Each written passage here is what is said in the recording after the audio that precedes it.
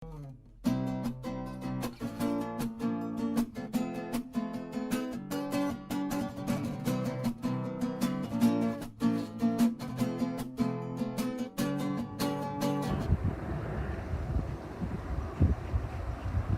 guys, so this week we are week 5 of Easter, and this week we're talking about John 15, the reading of the vine and the branches.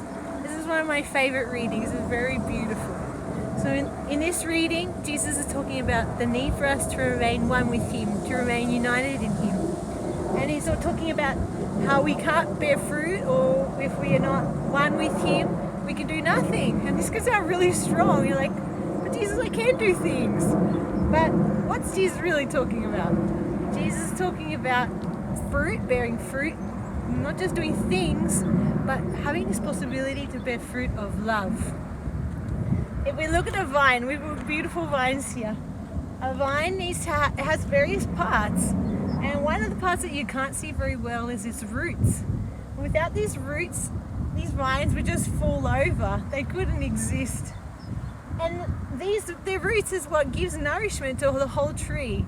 These roots are what allows it to be connected to the soil, to receive the water that it needs, to receive the nourishment it needs. And then we go up to the trunk, and then all the way to the branches. In the reading, Jesus says that He is the true vine, just as His Father is the vine dresser. So in this true vine, Jesus says that we are the branches. So this unitedness with Jesus, this union with Jesus, is what allows us to have this capacity to love and to bear fruit.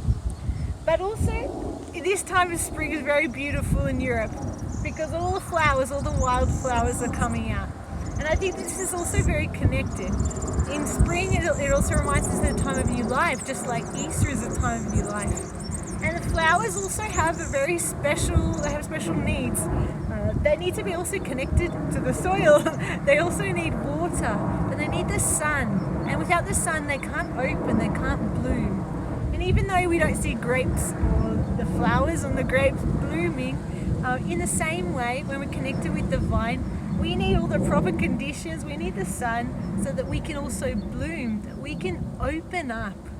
And this is not always so simple.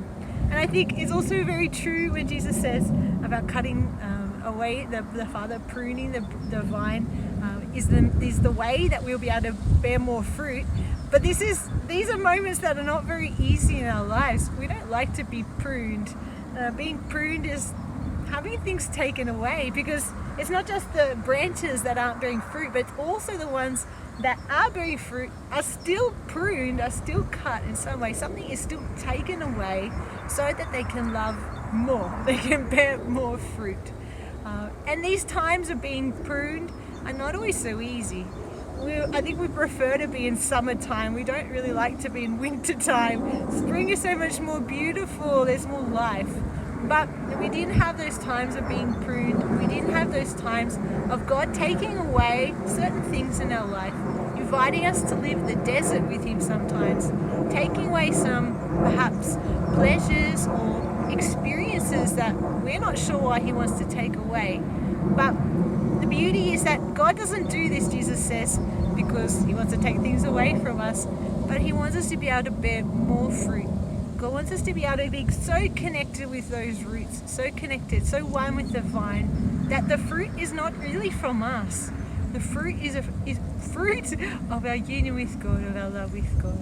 So my prayer for you this day, for each one of us, is that we could really soak in the sun, that we could really allow ourselves to bloom, to be open, to trust God and His pruning, and to really enjoy the fruits, not because they particularly come from us, but because they're a really beautiful sign that we're one with God.